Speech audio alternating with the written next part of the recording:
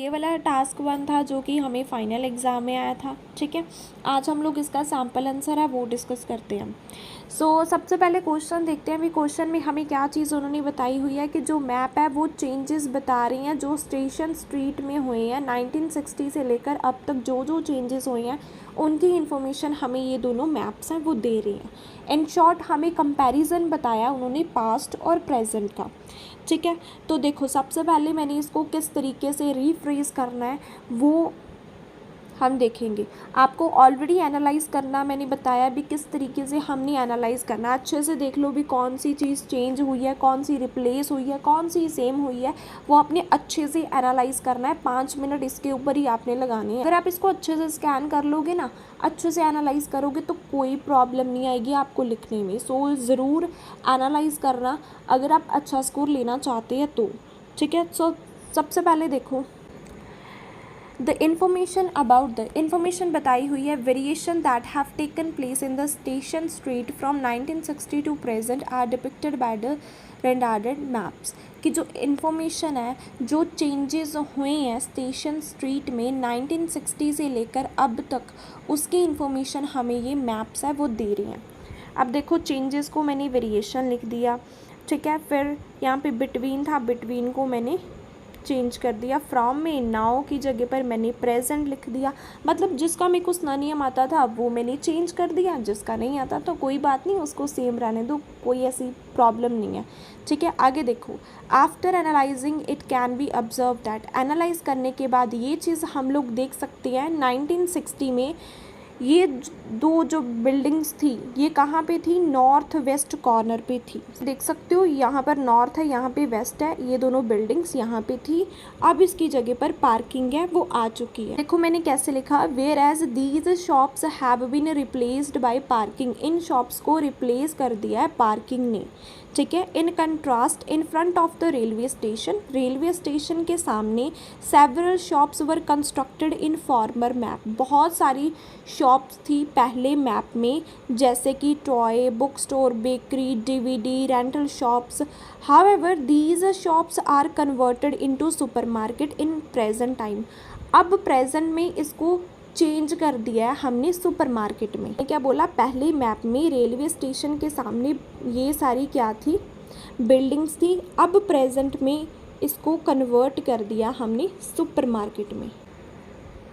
आगे देखो the maps further collet that, कि जो मैप है वो हमें आगे एक्सप्लेन कर रहे हैं।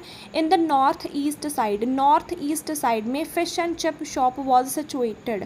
फिश एंड चिप शॉप थी पहले मैप में। Whilst it has been changed into cafe. अब इसको कैफ़े में चेंज कर दिया गया है। यहाँ पे देखो, ठीक है, नॉर्थ ईस्ट साइड में क्या थी, फिश शॉप थी। अब इसको चेंज कर दिया उन्होंने, किसमें, कैफ़े में चेंज कर दिया। मूविंग फर्दर, आगे मूव करते हैं। Change can B witnessed in the dry cleaner through out the period. पूरे पीरियड के दौरान जो ड्राई क्लीनर है उसमें कोई चेंज है वो नहीं आया है। आप लोग यहाँ पे देख सकते हो ड्राई क्लीनर कोई भी इन दोनों में चेंज है वो नहीं आया। वही चीज़ मैंने बोली है कि 1960 से लेकर अब तक इसमें कोई चेंज है नहीं आया। Probing further, in the first year, पहले साल में grocery was built just opposite from pharmacy. Pharmacy के सामने ग्रोसरी थी, अब ग्रोसरी की जगह पर होटल है।